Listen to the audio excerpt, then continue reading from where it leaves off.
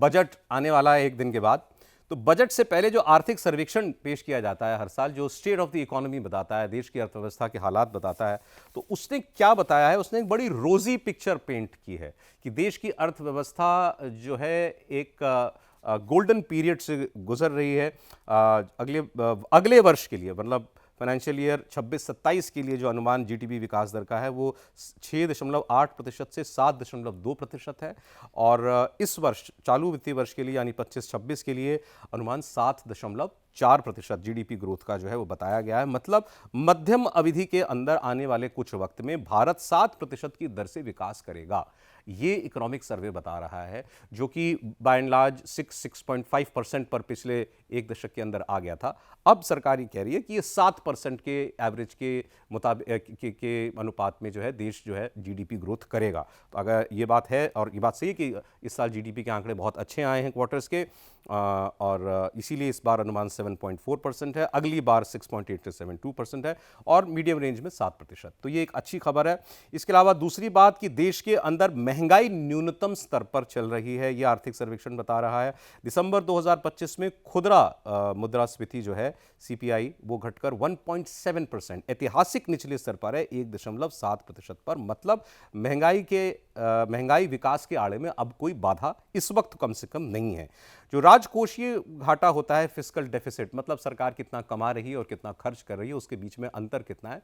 सभी सरकारें कमाती कम है और खर्च ज़्यादा करती हैं, उसके लिए वो कर्जा लेती हैं। तो इस वक्त जो ये फिस्कल डेफिसिट है, राजकोषीय घाटा है, ये 4.8% पर है वित्तीय वर्ष 24-25 के लिए, इस करंट ईयर के लिए। और अगले वर्ष के लिए लक्ष्य रखा गया है 4.4%। ये उस रेंज के विदिन सरकार जो है इसको ले आई है, जो कि उसने अपने लिए निर्धारित काफ़ी वक्त से कर रखा है कि इसको 4 और समथिंग % के आसपास हमें मैनेज करके रखना है। कोविड काल में केवल जो है ये फिस्कल डेफिसिट इसके बियॉन्ड गया था, लेकिन उसके बाद एक बार फिर सरकार ने खर्चों पर कमी करके इसको वापस रेंज के अंदर लाने का काम किया है। तो ये भी एक अच्छी बात है। अगर विदेशी मुद्रा भंडार की बात करें, जो कि आज के इस टर्बुलेंट वैश्विक अर्थव्यवस्था के अंदर एक बहुत बड़ी इंश्योरेंस है, बहुत बड़ी सिक्योरिटी है कि आपके पास कितना विदेशी मुद्रा भंडार है। तो जनवरी 2026 तक भारत का विदेशी मुद्रा भंडार 701.4 बिलियन डॉलर है।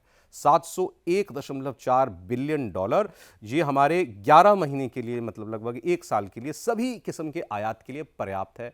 हम फर्टिलाइज़र इंपोर्ट करते हैं, हम सोना इंपोर्ट करते हैं, हम सबसे ज़्यादा क्रूड ऑयल इंपोर्ट करते हैं, दुनिया के सेकंड मोस्ट बिगेस्ट इंपोर्टर हैं हम क्रूड ऑयल के। अपनी ज़रूरत का 90% तेल भारत आयात करता है। तो एक साल तक के लिए हमारे ये सारे खर्चे जो हैं इंपोर्ट के वहन करने के लिए, ये जो 701 बिलियन डॉलर है हमारे विदेशी मुद्रा भंडार में, ये पूरी तरीके से पर्याप्त है। केवल एक कंपैरिजन के लिए, पाकिस्तान की अर्थव्यवस्था जो है हमसे बहुत छोटी है। पाकिस्तान का विदेशी मुद्रा भंडार 20 बिलियन डॉलर का है। 20 बिलियन डॉलर कहाँ और भारत का 700 बिलियन डॉलर कहाँ, तो कोई कंपैरिजन ही नहीं है।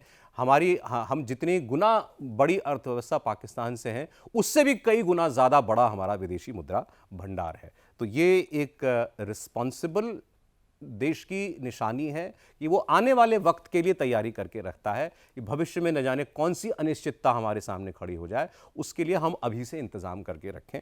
तो ये एक और प्लस जो है भारत की इकोनॉमी के अंदर जोड़ करके, हमें इसको जोड़ करके देखना चाहिए। तो लब्बो लुबाब जो है इकोनॉमिक सर्वे का, वो ये कह रहा है कि वैश्विक अनिश्चितताओं के बीच भारत एक आइलैंड ऑफ स्टेबिलिटी है, स्थिरता के द्वीप के तौर पर देखा जा रहा है। 2 विषय केवल ऐसे हैं जो भी भारत सरकार जिस पर काम कर रही है और जो कि थोड़ा चिंता की बात है: गिरता हुआ रुपया और निजी निवेश का उस अनुपात में न आना जितना सरकार चाहती है। लेकिन सरकार का कहना है कि ये दोनों बातें भी इस वक्त जो दुनिया की अर्थव्यवस्था में उथल पुथल मची हुई है, ट्रंप साहब की बदौलत भी बहुत कुछ, ये सब उससे जुड़ा हुआ है। इसके कारण जो हैं वो वर्ल्ड इकोनॉमी के पैरामीटर से ज़्यादा जुड़े हुए हैं बनिस्बत की हमारी अपनी अंदरूनी हालात से। तो अब देखिए बजट में जो है क्या नई चीज़ सरकार इस बार लेकर के आती है, और ये जो कुछ भी इस वक्त कंसर्न्स हैं उनको दूर करने के लिए सरकार क्या कदम उठाती है।